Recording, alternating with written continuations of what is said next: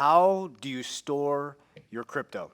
There's so many new people on a daily basis coming to our channel, coming into cryptocurrency, and I want to break this down at a simplistic level. The first thing I want to tell you is never, ever, ever send your crypto to anybody you do not know personally. I want to keep you safe, okay? Influencers are not DMing you in your DMs asking you to send them crypto.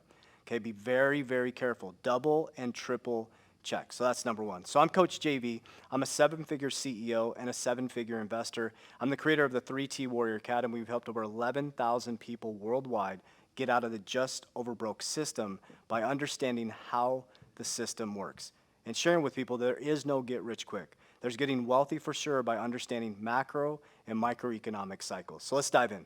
So the first thing that we want to look at is an exchange. So an example of an exchange, some popular exchanges, Coinbase, Kraken, Crypto.com. Those are three of the top exchanges that I could think of right now. Those are exchanges, okay? That's where you buy and sell cryptocurrency. Now, one of the things you need to pay attention to is when it's on the exchange, the way that I'll explain this, when it's on the exchange, it's like being inside of a Wells Fargo bank. Your cash, you deposit in the bank or your direct deposit goes into the bank.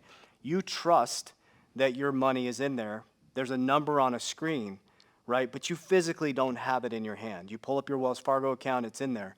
Well, on the exchange, they say not your keys, not your crypto, right? Not your keys, not your crypto. So on the exchange, it's actually on the exchange, okay? It's not in your hand.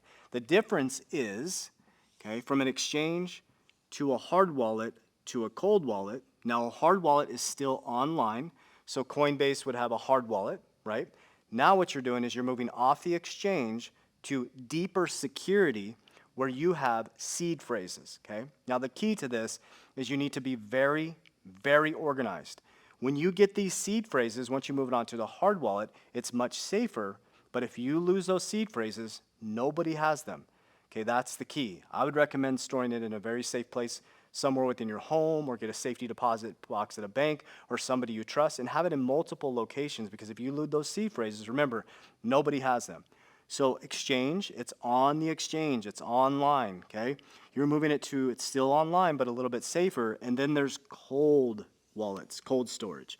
Okay, you got things like Ledger, you have things like Trezor, there's many different ones.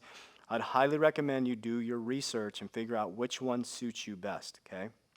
I use Ledger. Some people have things about Ledger, some people have things about Trezor. I use Ledger. Now the key to this as well, make sure you order it off the official website. Never, ever buy it off Amazon or any type of third party. That is very, very important. Oh, I know everybody's used to buying stuff off of Amazon or these third-party marketplaces.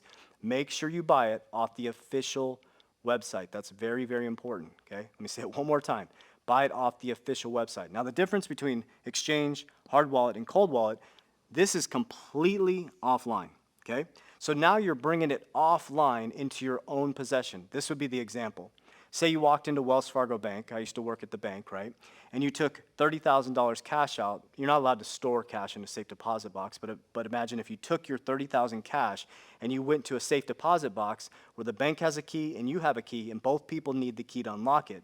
Then you stuff your money into that locker, right? It's completely offline. It's not on Wells Fargo online. It's not in the system. It's in a safe deposit box. Okay, that's an example. You get like a little key fob, or they have a lot of fancier ones that look like little iPads now.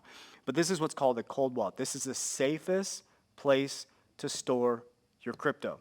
So if you're not going to be trading and you're not going to be moving it around all the time, I would recommend storing it on a cold wallet. Now again, once you have that key fob or that cold wallet, you have the seed phrases.